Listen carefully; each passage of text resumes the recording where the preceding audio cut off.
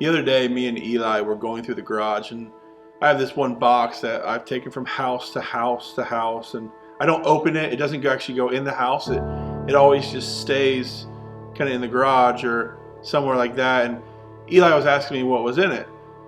And this box means the world to me. It's stuff from my dad, stuff from my grandfather that I'll never get back if it's lost. So I always kind of know where it is. But I took this opportunity to open up the box and kind of share with him some of the stuff. And some of the stuff I'll never use. My dad has a shoe shining kit in there, and I have a Bible from my grandfather and some stuff from their travels and their life. But this box means the world to me, and I got to share some stories about my dad, some stories about my grandfather to Eli, and stuff that he never knew, stuff that he would never find out if it wasn't for this box. And this got me thinking about God, about milestones in our life, and it brought me to this story in Joshua, and I'm going to read it real quick, and it says Joshua 4 verses 6, and it says this, that this may be the signs among you when your children ask in the times to come, what do these stones mean to you? Then you shall tell them that the waters of Jordan were cut off before the ark of the covenant of the Lord when it passed over the Jordan.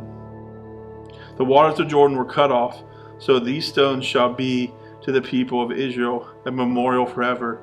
This is right after the fact that Israel crosses the Jordan River, and Joshua gets one person from each tribe, 12 people, to go find a stone and bring it back and place it here to remember what God did there. And I want to encourage us to write down the things that God's done in our lives. I want us to remember what has happened so we can share with our kids, so we can share with friends what God has done. In my phone, I have just a notes that everything I feel like God's done for my life, everything that I feel like God's told me, I have written down. I can go back and look. Before this, I had a notepad that I used to write down things that God has done in our life. And there's times when I'm scared or I feel alone. There's times where I just don't feel God, and we all don't feel God from time to time. There's times I go back and I remember what He's done. And that just rekindles my faith. That just brings up the fact that I know He'll never leave me. And I want to encourage you to start writing stuff down. In this time right now where we don't know what's happening, go back and write down what you remember. Write down how God was faithful to you.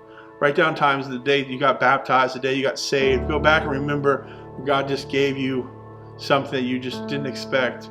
You put on a pair of pants and there's $20 in there.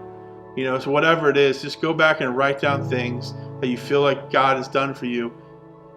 Because God wants to give you tent poles. God wants to give you altars in your life that you can go back and look at and say, God's done it then, He'll do it again. Thank you so much for taking time to watch our videos today. Please like and share it. We hope these videos bless you in all you do. Have a blessed day.